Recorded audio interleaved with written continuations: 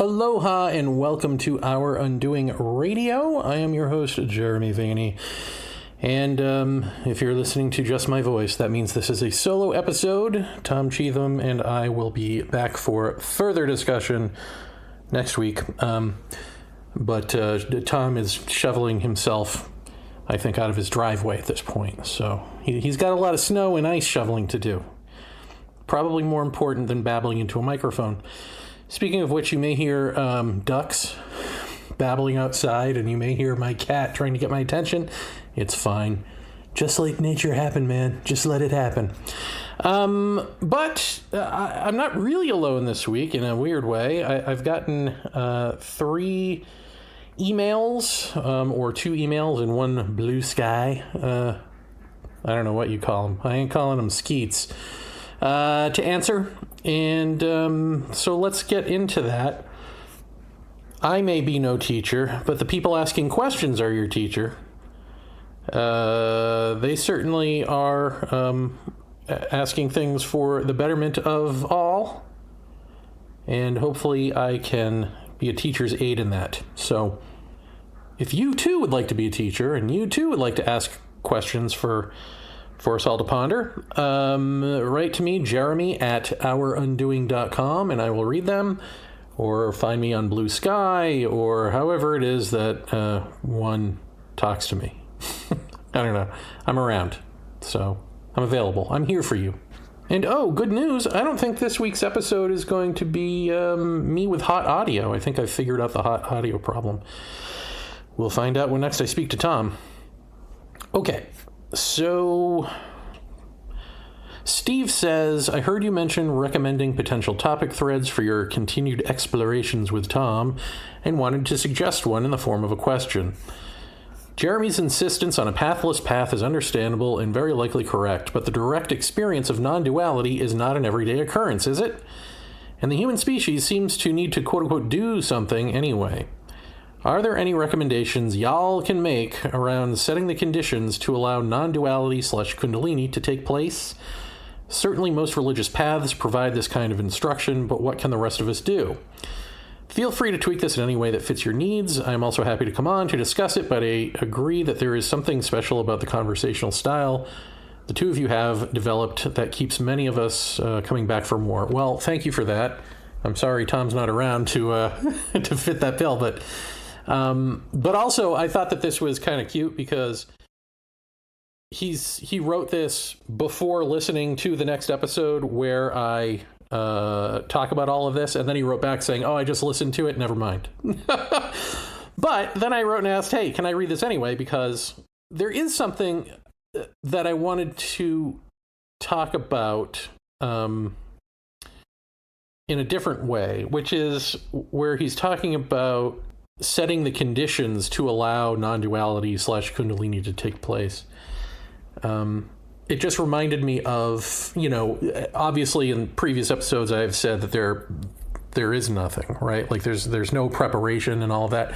But this reminded me of setting from psychedelic culture, like I guess I don't think I've really addressed the question in that way of is it important to create a setting that calms the mind down? Do you put on candles and music? Do you just sit silently and close your eyes? Do you, is any of that important? And, technically, I think the answer is no. And funny enough, I don't know if I mentioned it on an episode that's aired already. I think I did mention it on the last episode that aired, that I saw the Dalai Lama speak at Radio City Music Hall. And one of the things he said was, if you can meditate in New York City with all the traffic and all the noise and all the people, you can meditate anywhere. And that's true. And it's also true of this. There is no setting or proper way to put yourself in the mood to engage with yourself in such a way that the mind may shut up, but that's just technically. In truth, what makes you comfortable. Like, obviously, try sitting still and pondering things when you've got poison ivy. You know what I mean? Like, you're itching. Or if the baby's crying in the next room or something, well, go take care of your baby. I mean, first of all, what are you doing? But you know what I mean? Like, yeah, sure. Technically, no. In reality, maybe, depending on who you are. It doesn't hurt. The only thing that hurts in terms of this, as opposed to meditation or just having a moment to yourself or whatever, is the noise that would still be in the way, regardless of your setting and how you've prepared yourself with as much quiet as you need. The real noise is your expectation that something is going to come of this, right? Like in meditation, you may choose a quiet place or whatever, all the stuff, the candles, the incense, the stuff, to set a mood, to create a certain space. Well, and the certain space may be inherent to the meditation. Like maybe you need to do all this preparation to, if you are so lucky as to have the hallucination that may occur from doing like breatharian work, I don't know what, I'm just throwing that out there, then maybe you need all the accoutrement to go with it to make it that specific thing. I don't know. But if you don't, if you just are generally setting a space for yourself, it's still because you're expecting something to happen, which is like, I'm going to meditate and quiet my mind. I'm going to feel better. I'm going to quiet my mind so that the answer to a great question will come and I'll be able to hear it because I'll be in the right space or whatever. With nothingness, with death of self, obviously we can't, the big noise that's in the way is our own thought, is our own desire, is our own expectation. That's the real nature of the beast here. You are that beast. You are that nature. So, sure, do the peaceful setting, relax, all that, whatever you need to do, whatever makes you feel good. But just do that to do it. Don't do it because you expect it to free you up in some way where you get this. Just do it because it's comfortable. Right? Like that's the ends to which you do those things, in other words, is to be comfortable, not to be prepared, because there is nothing to prepare for. But it sure helps to be comfortable because, like everything else in life, it helps to be comfortable. Okay. So I just wanted to say that. Now I will pick on some particulars here just for a hot second, because even though I answered this, I'm sure the question is still repeating in people's minds. So Jeremy's insistence on a pathless path is understandable and very likely correct. Well, how do you know? Like, why are we talking about it? If it's correct, it's because, if you know that it's correct, it's because, this doesn't apply to you anymore because you've seen through the looking glass, as it were. But the direct experience of non-duality is not an everyday occurrence, is it? And the human species seems to need to do something anyway. Are there any recommendations? So, to allow non-duality in Kundalini to take place. And I did answer this, but I just want to make it clear that there's the understanding that we are all not individuals, but we are expressions of the human stream of consciousness. Which is why your good friend Buddha, or the Dalai Lama's good friend Buddha at least, said that sorrow is common to us all. Sorrow is the root of humanity, essentially. It's what we all, these words, common to us all. There is no all. Something that we share. Ultimately, we don't share. We are that. We are expressing that. That's something Jiddu Krishnamurti, I think, pointed out, distilled down to that finer point, because we always want to get stuck, right? Our language keeps us whatever we think that thing is saying is how we see it. So if we talk selfishly, It's because we're selfish and we see the world selfishly and we're attracted to that. If we are relational, then we're relational. But if we're nothing, we are one. I mean, if you see that, like, the deepest actual root is all of us. We are that root. We're not really separate individuals. Like in Krishnamurti, I'll just steal from him for a second, because what he would talk about too is the brain. Like the human, we all, because we never think about ourselves physically like this, but like if you even just think about physically, yeah, sure, you're right where you are in your space, and I'm here in my space, but the brain is the same, right? The heart is the same. The organs are the same. Of course, you can always try to, one-up me and be correct in some way and say, like, oh, but people are born without a limb, or people are born with mutations and stuff. But you know what I'm saying. So shut up. You know what I'm saying, which is we are the same parts. Physically, that's what makes humanity, and cats. We are the same. We're the same. We're not different, except superficially. There are superficial ways in which we appear different, and then we latch onto that and we go, aha, difference. But no difference. And it's the same psychologically. We have the same, I have been calling it like a graphic equalizer of emotional and thought responses that we can have to any given thing. And so the levels are set differently in each person, but all the levels are the same. Set differently, but the same. Based on nurture, culture, nature, in terms of DNA, I suppose. Whatever you want to throw in there as the reasons, but the root of us is all the same. We're all expressing the same stream of consciousness, which is rooted in sorrow, the sorrow of false separation, the sorrow of the fear of death, on and on. You know sorrow. You're no stranger. But seeing through heart, seeing relationally, getting to that point as a selfish person who believes themselves to be an autonomous being on a spiritual journey, a personal spiritual journey, that person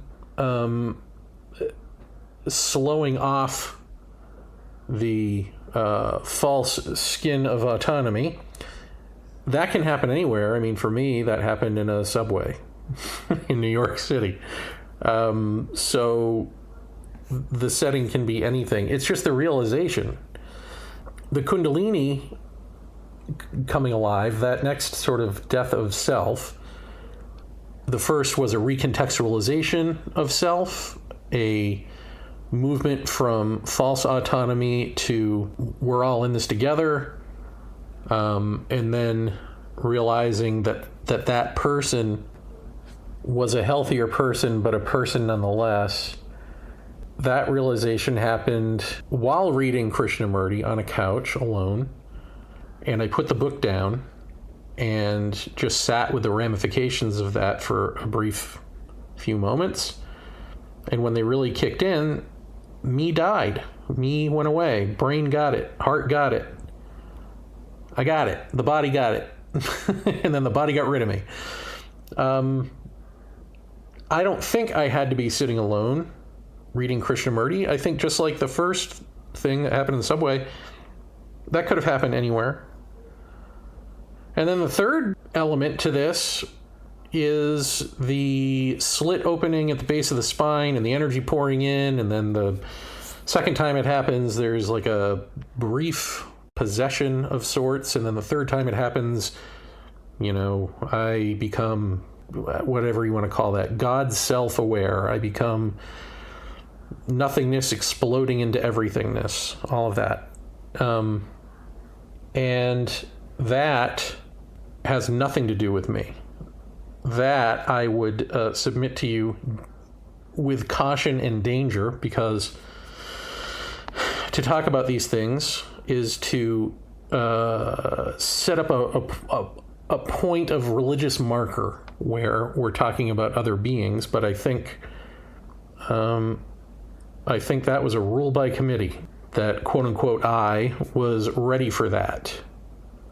And I think the thing that made me ready for that was going through the period of Kundalini awakenings, the psychic awakenings, the clear audio, the clear voyance, the visions, and all that fun stuff, and that possession thing, and the slit opening the first 2 times.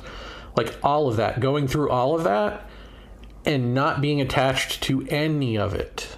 Not stopping anywhere and saying, I am a psychic, I am a healer, I am a God man, or I don't know whatever people say. Not getting bogged down by any of it and just really remaining open and honest and childlike in my curiosity. Childlike meaning there's a real innocence there. I don't project what's going to happen next. I have no idea what's happening next. And I'm not caring at this point if anything does happen next. I have my suspicions that something's happening, obviously, with this thing that appears to be unfolding. And I want to see what happens next. But if nothing happens next, nothing happens next. But I want to know. And so if you're asking, like, what's the set and setting, or what's the thing, it's internal, really. It's internal for you when it comes to you having the epiphany, the authentic, self-shattering epiphany. And it's internal for you when other beings decide, okay, time to go with this. Time to unleash the Kraken. Show them what's real here.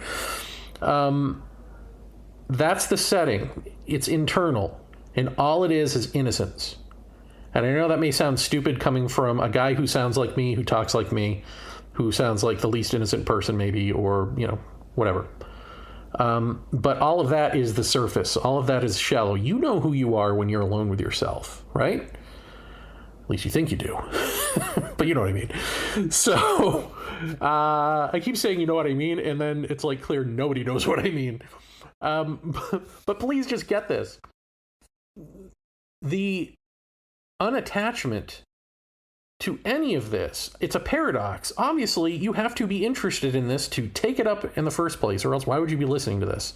And yet, at the same time, now you're hearing a voice say in the dark, time to give that up. Time to just be curious for curiosity's sake, no matter what brought you here, no matter what it is that you sought. You got to give that up. And not give it up because the voice is telling you to. Never listen to the voices, folks. That always ends poorly. You know what I mean? Or do you? Here I am trapped in my own echo. Yeah.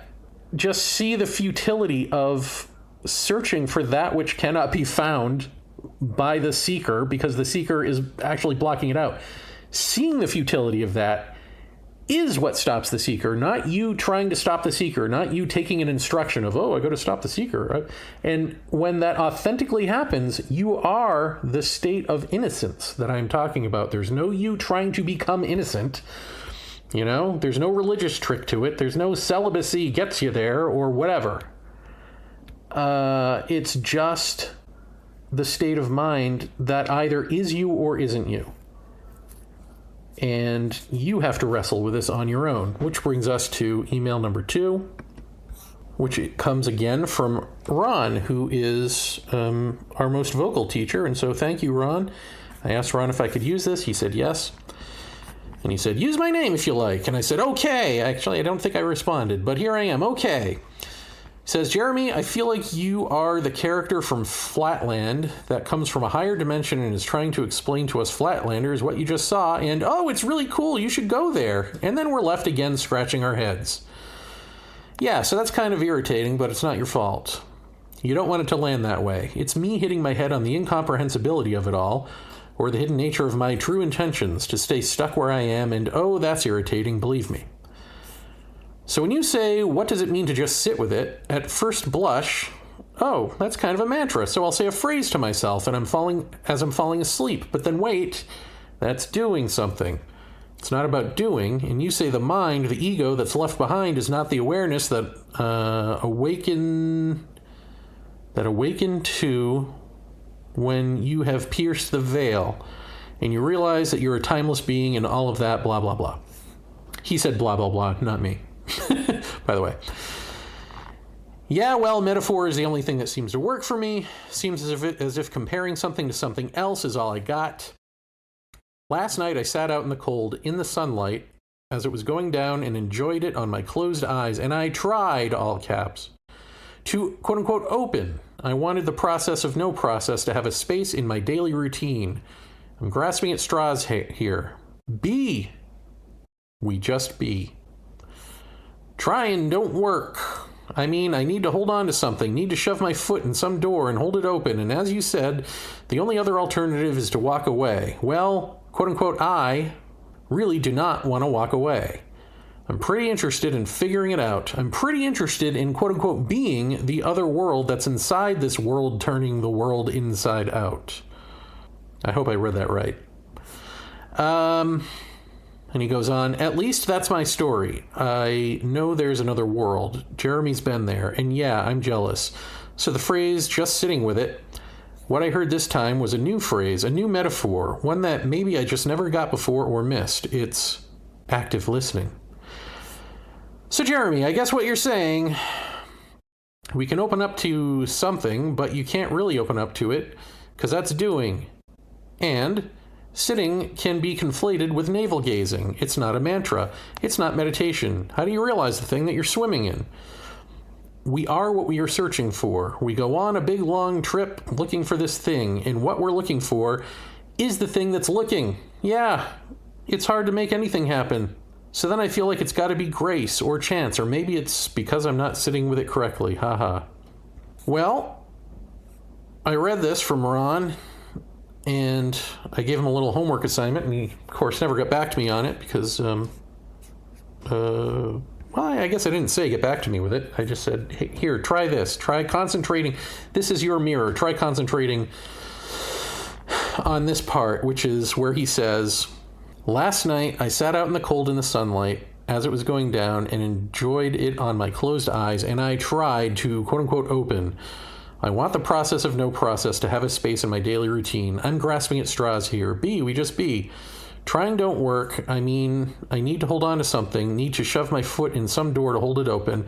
And as you said, the only other alternative is to walk away. Well, I really do not want to walk away. I'm pretty interested in figuring it out. I'm pretty interested in being the other world that's inside this world turning the world inside out. That, to me, is the ball game. All the rest of this is just, as he said, blah, blah, blah. I mean, and it really is just blah, blah, blah. The blah, blah, blah, and it's not just Ron. Ron is just brave enough to write to me. It's pretty much everyone. We want to make this way more complicated than it needs to be, right? I mean, really, just sit with it. Like, I don't know how this is so hard. Have you ever sat and just pondered something? But for some reason, it's like, this is like the life of Brian. It's like, oh, he said just sit with it. That must have some deeper meaning. It's like, no, it's like a shoe, you know? Does anyone get Monty Python references anymore? I apologize in advance. The thing that I was hoping he would see, which is sort of distilled in that bit of it, there are things that you could see, right? Like you could see, here's someone trying. He all capped the word, I tried to open. I want the process of no process. So I could say, okay, look at this. This is your mirror. What's the thing that jumps out at you as problematic? And you might say that I'm trying so hard, that I'm grasping at straws, that I hear be and I'm doing, because you keep saying just stop doing and stop trying and it can't work and blah, blah, blah.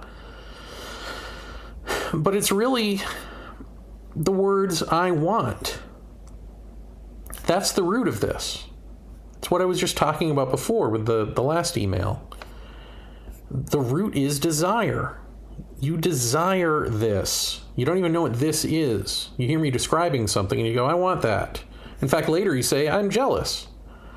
But you say it and then you throw it away. But that's it. And it's not even that you're jealous is the root. That's a flower of it. It's desire is the root. And desire is, I mean, if you want to get to the depths of it, it goes back to sorrow. What do desire and sorrow have in common? What do they share? Longing, right? You're longing for this. And what is it you're really longing for? You're longing to be complete. You're longing to no longer be unhealthy. You're longing to, not have quote unquote ignorance, to not be living in ignorance. I don't really necessarily like that term for this, because it's more than just ignoring something. I mean, at this point, it's buried, it's not just ignored. It's like so deeply buried what we are in what we are, right? Or like the truth of us is buried in who we are. It's not just buried by us and then ignored, if you catch my drift. But anyway, let's go back to the point, which is desire. You hear me talking about this stuff. Something in you is triggered to believe it. And then you want it. And part of that, if you're in a selfish culture like America or Europe, part of that is that you are raised to want things for yourself. You're raised with that selfishness, right? Capitalist society and all. But part of that, deeper than that, is the understanding of your own incompleteness.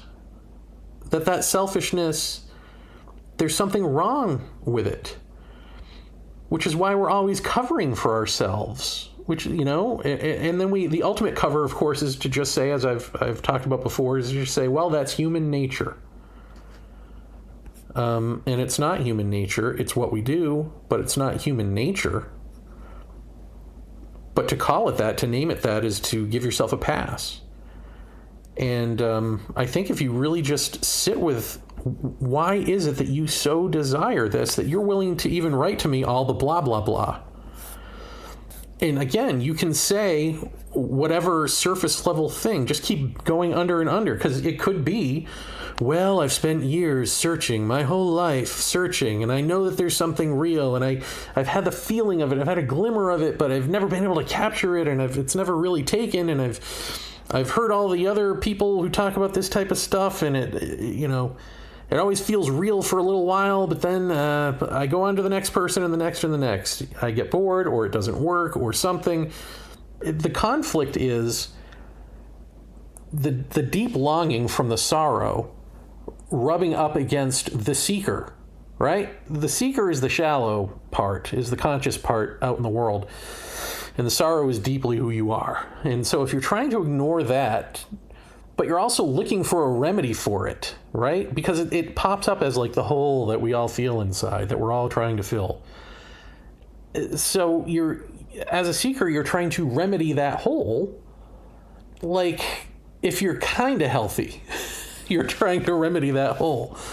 If you're not so healthy, you're just burying over that hole and with like narcissism and sociopathy. And you're like, nope, that hole doesn't exist. I'm fine.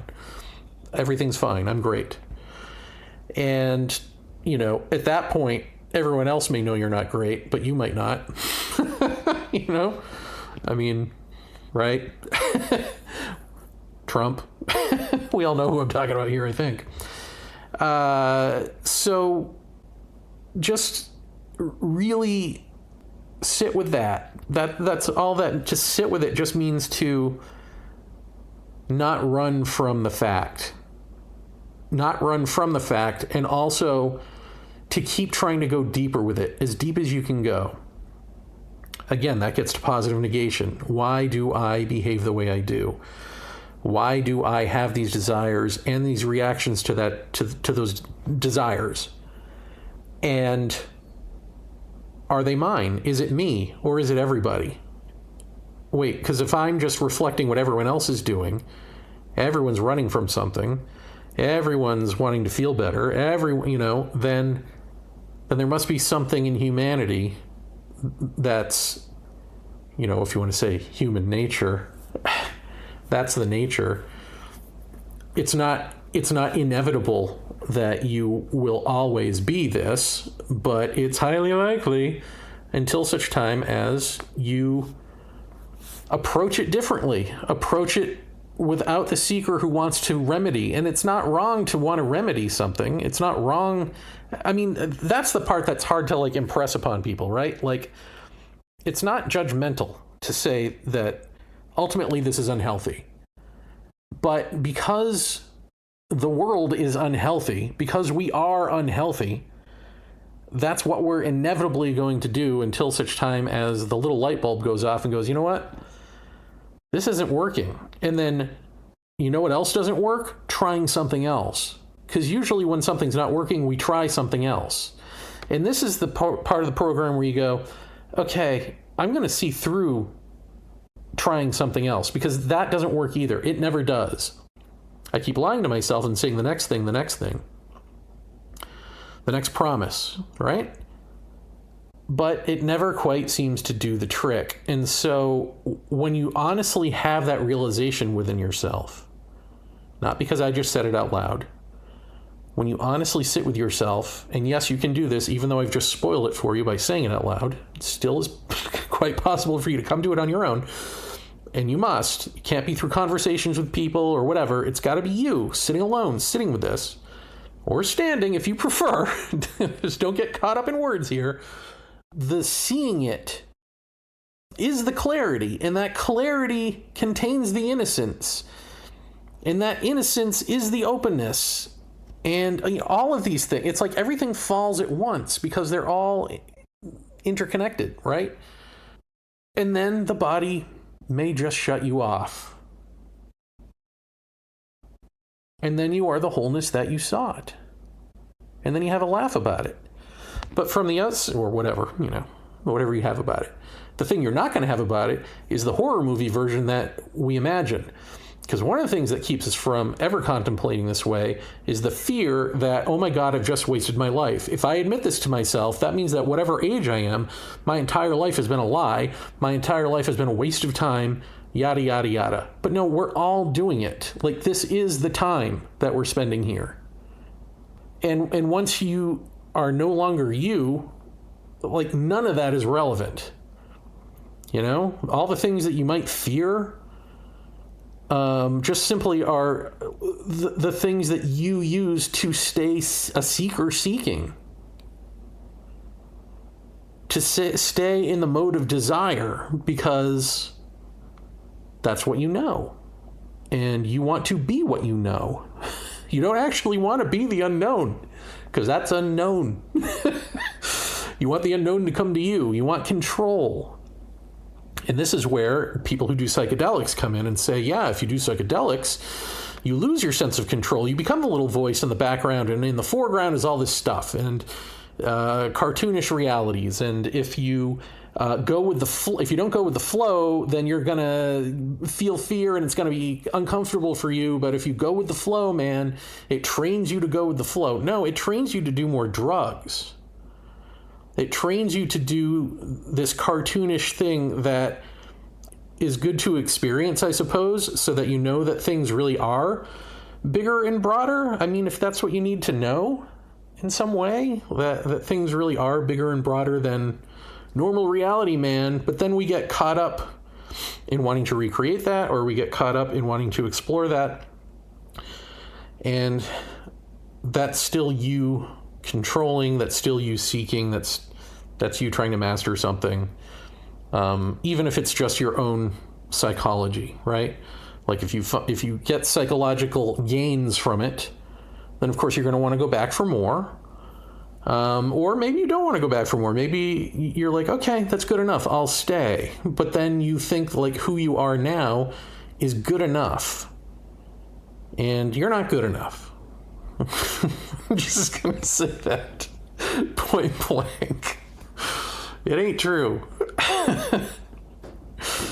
It may be pretty good to navigate the world of cartoonishness and craziness, but it's not the same. Building out the bubble, the circumference of self, with more stuff for you to admire and play with and be, is not the same as the bubble bursting and truth being the case. These are not the same thing. Even if the bubble contains wise beings who come to you with truths, it's not the same thing.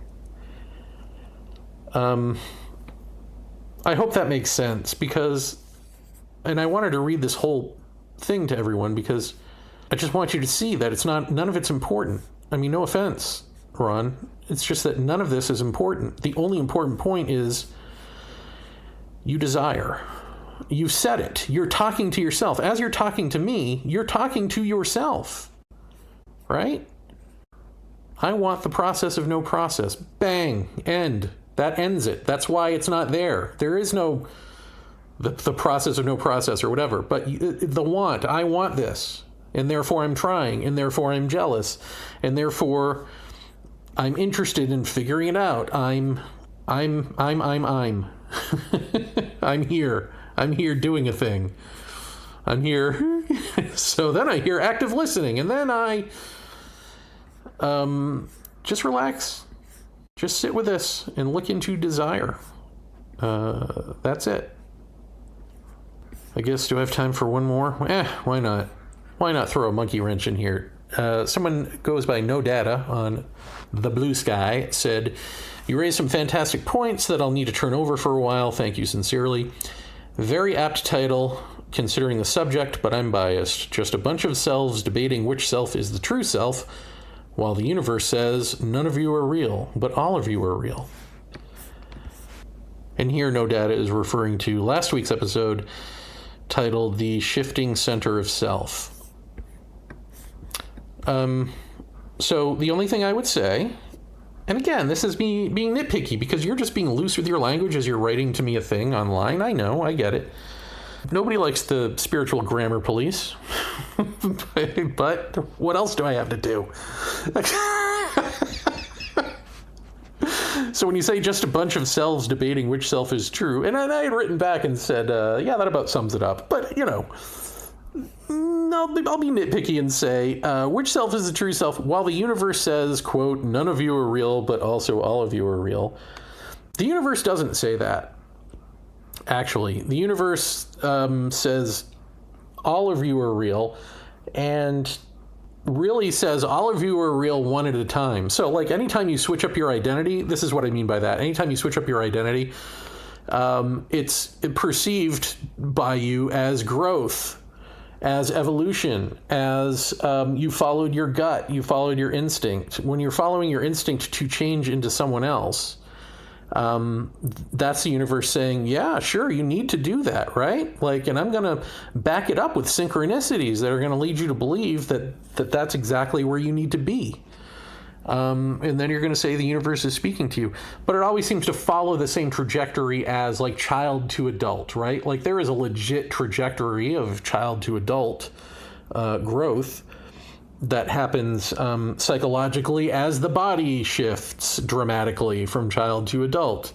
And then you could probably argue that the body's still continuing to shift and grow in different ways, all that. But the dramatic stuff happens from child to adult. And we want to take that further and say we are further growing, further evolving. We'll take it from here. Nature can only bring us so far, and then we take it from there psychologically for our further advancement psychologically. And the universe says, yeah, that's right. Because the universe doesn't want no self, except as a limited time offer, where you extract from the all, or from nothingness, however you want to put this, from truth, novelty, which that is how the universe, in the same way that you expand your own psychological bubble, and the way that I was talking about, that's how the universe expands its bubble, is through novelty, outside of space-time, outside of what it already contains, right? So The universe will never say that you're not real. None of you are real, except as a way to further, like there's a manipulation, there's a trick. It's like, yeah, no, none of those are real, but this next thing that you're about to be, that's real. That the universe may embrace. And you know what's funny is, maybe I need to talk to Tom about this, but I was talking to him in one of the previous episodes about mystics. Like, why are mystics still religious if they've seen beyond their religion? And Christian mystics, I don't know if I mentioned Gnostics or if he mentioned Gnostics, but I just saw like a YouTube thingy on Gnosticism, and I didn't realize they do have a belief. They just believe that the world was not created by God, or the universe wasn't created by God, but by some sort of demonic entity, or I forget what the word is that they used, demiurge maybe, something like that. So their reading of the Bible is different. Is based on that, and yet they still use the Bible. I don't know. Some of it sounded like a kind of bastardized, demon-y version of things that I've talked about in terms of the universe being alive and responding to you, like I just did with synchronicity and stuff, or with trickster type phenomena. And I wonder if they didn't originally, the original Gnostics didn't sort of have a wake-up call, but then noticed that, and then assumed that meant that the universe was this evil god or this demiurge or whatever the word is. So we've got to be careful, too, when we look back and we look at what the ancients said. And it's not that they obviously didn't have these experiences, but what did they do with them? And are their interpretations correct, or are they just partially correct and then they screwed up somewhere? Like that to me seems like something where they, like, if you notice the trickster element inherent in the universe, that does seem to come into your life in personal ways. Does that mean that there is a trickster entity? Does that mean that there's a demon or a devil? Does that mean that the universe was created by such? Or is that just simply what the universe does in response to you essentially giving up your space-time psychology for nothingness? Is that just what happened? And is it sort of like, are those the guardrails to keeping you here, or bringing you back and keeping you interested in evolving and growing through the universe? Because you are the universe and the universe is you. You want that, the universe wants that. The second you don't want that, does the universe still want that? You see the problem? Anyway, these are our bigger questions for another day. This is my problem. This is where I'm going wrong with all of this, which is I like babbling about it all. And what I should do is like do the mic drop on the bit about desire. Oh, I just did the bit about desire, and that's the point. Mic drop, I'm out. But instead, I babble on about other things that are probably more interesting to you, but are superfluous nonetheless. They're the equivalent of the rest of Ron's email coming out of my mouth. It's just blah, blah, blah. It's not important for you. Desire is the important part. All the rest of it can wait. Okay. Go sit with yourselves. Now you know what that means. Now you know what it entails. And dare ye enter your own cave, young hero on journey? Dare ye die by your own sword? Let's find out. Let me know how it goes. Jeremy@ourundoing.com. If you care to write to me, either way, Tom and I will be blah, blah, blahing at you next week. Take care, and thanks for listening.